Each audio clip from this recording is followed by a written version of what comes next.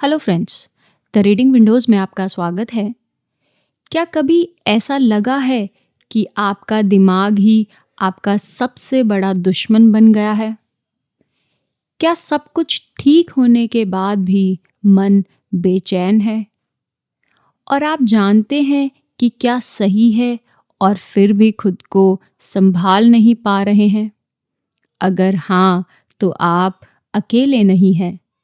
आज की इस ऑडियो बुक में हम बात करेंगे एक ऐसी किताब की जो स्कूल में, कॉलेजेस में या ज़िंदगी की शुरुआत में हमें कोई नहीं सिखाता, लेकिन हर किसी को यह आना चाहिए।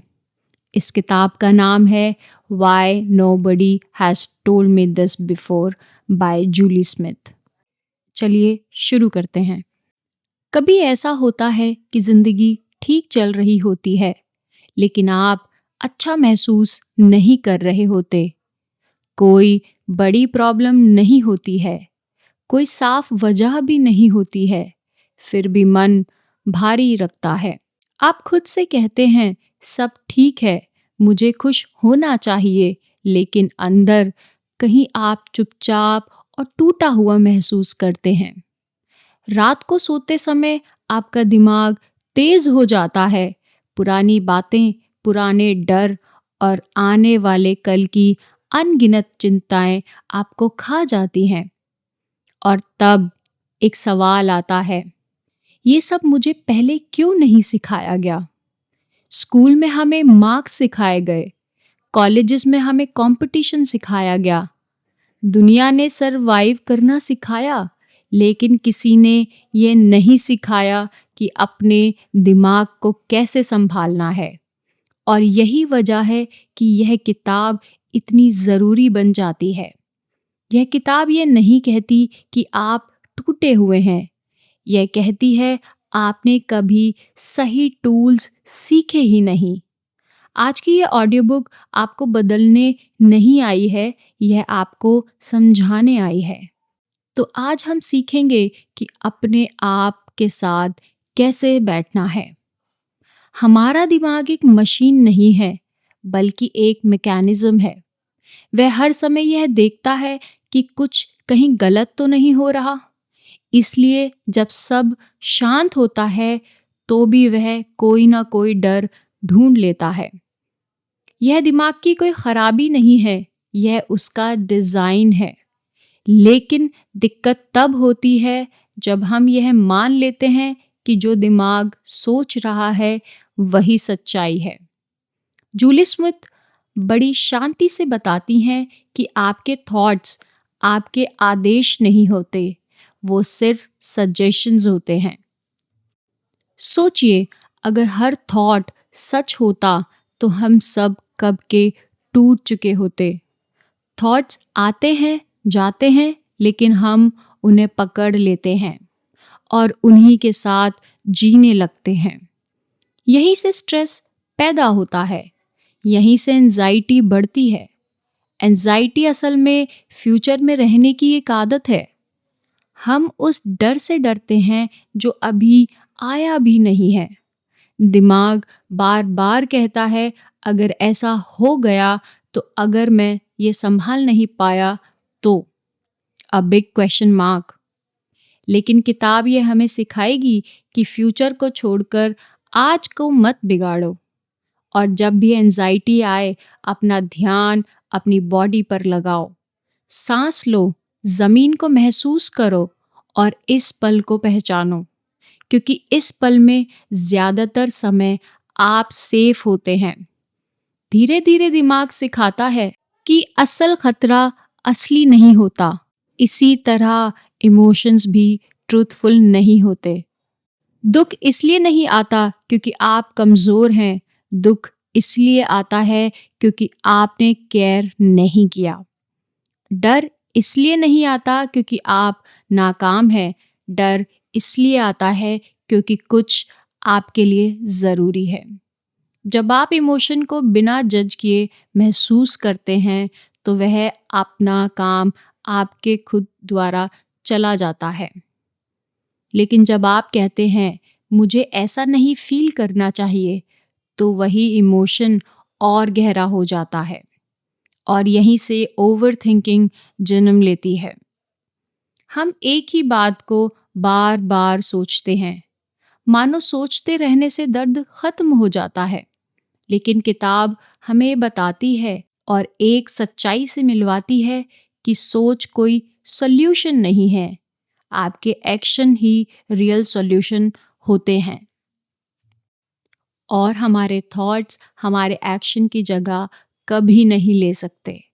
छोटा एक्शन भले ही इम्परफेक्ट हो, लेकिन दिमाग के मूवमेंट को वो डायरेक्शन देता है और इसी मूवमेंट से कॉन्फिडेंस बनता है। और कॉन्फिडेंस पहले नहीं आता, कॉन्फिडेंस रास्ते में बनता है। आप डर के साथ चलते हैं और भरोसा धीरे धीरे जुड़ता है। लेकिन इस सफ़र में हम खुद को दूसरों से कंपेयर करने लगते हैं, उनकी स्पीड, उनकी सक्सेस और उनकी लाइफ, और खुद को कम समझने लगते हैं। किताब यह बहुत साफ करती है कि आपकी वैल्यू कंपैरिजन से नहीं आती, आपकी वैल्यू आपके होने से आती है। और इसी वैल्यू को बचाने के लिए बाउंड्रीज ज़रूरी हैं। हर किसी को खुश करते करते आप खुद से दूर हो जाते हैं। नो कहना कठोरता नहीं है, यह ईमानदारी है। जो लोग आपकी बाउंड्री नहीं समझते, वो आपकी पीस की कीमत नहीं जानते। धीरे धीरे किताब हमें खुद के साथ एक नया रिश्ता बनाना सिखाती है। आप खुद से कैसे बात करते हैं, यही आपकी हीलिंग तय करता है। अगर आप अपनी इनर वॉइस हमेशा कठोर रखते हैं, तो बाहर की दुनिया कभी सुकून नहीं दे पाएगी। हीलिंग कोई सीधी लाइन नहीं होती है, यह एक लंबी यात्रा है। कुछ दिन आप मजबूत महसूस करेंगे और कुछ दिन बिल्कुल खाली महसूस करेंगे। लेकिन हीलिंग का मतलब हर दिन अच्छा फील करना नहीं होता है। हीलिंग का रियल मतलब होता है खुद को छोड़कर ना जाना। आइए अब इस किताब की कुछ हाइलाइटेड प्रॉब्लम्स और उनके सॉल्यूशन पे जो बात की गई है उसके बारे में जानते हैं। पहली प्रॉब्लम है ओवरथिंकिंग, यानी हमारा दिमाग कभी शांत नहीं रहता।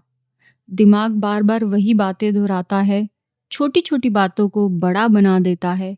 सोचते सोचते हम लोग थक जाते हैं, लेकिन कोई सॉल्यूशन नहीं मिलता। इसलिए इस किताब में कहा गया है कि हर थॉट सच नहीं होता। इसलिए खुद से क्वेश्चन करिए कि क्या ये फैक्ट है या सिर्फ मेरा एक डर है। ओवरथिंकिंग रोकने के लिए छोटा एक्शन ले, जैसे वॉक, लिखना या पानी पीना। क्योंकि सोच को रोकना नहीं है, सोच से दूरी बनानी है। आगे एंजाइटी के बारे में बात की गई है, क्योंकि जब हम बिना वजह सोचते रहते हैं तो हमारा दिल घबराने लगता है, फ्यूचर की चिंता सताती है और मन में फियर बना रहता है। इसलिए किताब में बताया गया है कि एंजाइटी फ्यूचर में रहती है और शांति प्रेजेंट में रहती है। इसलिए खुद से पूछे कि अभी इसी पल क्या मैं सेफ हूँ, और अपनी सांसों पर ध्यान दें और पैरों को ज़मीन पर महसूस करें। क्योंकि एंजाइटी को हराना नहीं है, उसे समझना और शांत करना है। आगे इमोशंस को दबाने के ऊपर बताया गया है, क्योंकि हमें हमेशा सिखाया गया है कि रोना एक कमज़ोरी है, दुख गलत है और गुस्सा बुरा है। इसलिए हम इमोशंस को हमेशा दबा देते हैं और अंदर से टूटने लगते हैं।